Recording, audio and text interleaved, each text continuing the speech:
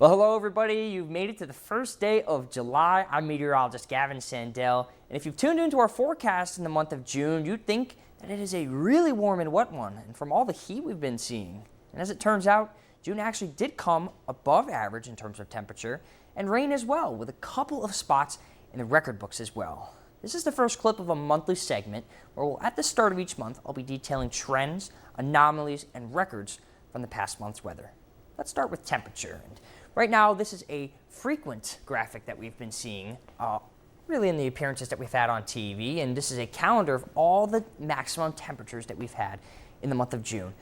You can see the red, a lot of red from this heat wave that we've had in the past couple of days, but I want to point your attention to the start of the month as well. The 62 degrees temperature on the first of the month was actually the coldest of the month, and we actually got really close to a record low, just 1 degree shy of the record low of 35 degrees on June 1st. So it set the early trend really to be a cold month, but as we go into the rest of the month, once we got into the 20s, it got really warm, and that is the basis for why we finished 3.6 degrees above average. And actually, in a historical standpoint, it's the 8th warmest June, an average temperature on record.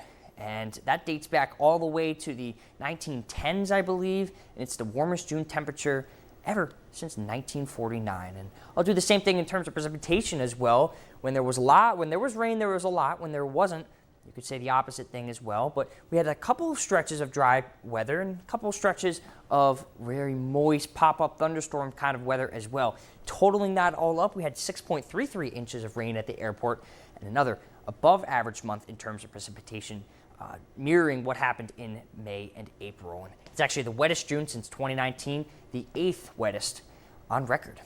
And I want to talk about dew points as well, because this is a very important variable when it comes to summer weather forecasting. This basically determines the amount of comfort that you have, and you know, if a dew point is high, it's very humid outside and it's air you can wear.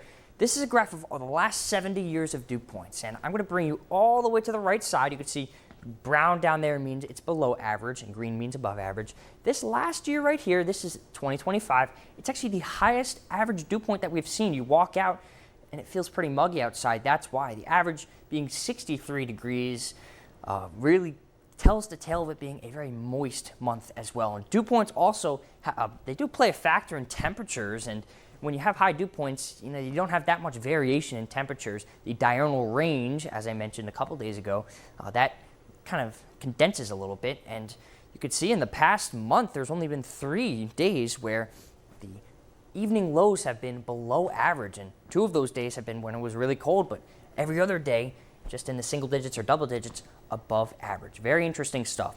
So now, instead of June, let's talk about the entire year, because if you recall from January and February, it was a really cold, dry period, and you could see on our precipitation, there wasn't much precipitation in January, setting the stage for it to be a pretty dry year. But since then, it has changed, and April, May, and June have all been above average, and now what that means, our year-to-date precipitation, about 23.5 inches, that makes for 3.73 inches above average. And you could say the same for temperatures as well. Remember, it was really cold, snowy as well, and for January, we had below 5.2 degrees below average, but as we go into March, and especially June as well, we're now flipping the script and we're 0.6 degrees above average for this year. So really interesting stuff to know, but that's just for the first 6 months. As for what will come this month, we can't pinpoint for sure, but the next few days look to be stunning, seasonable and sunny before more heat arrives for the weekend. Thanks for watching. I'm Gavin Sandell.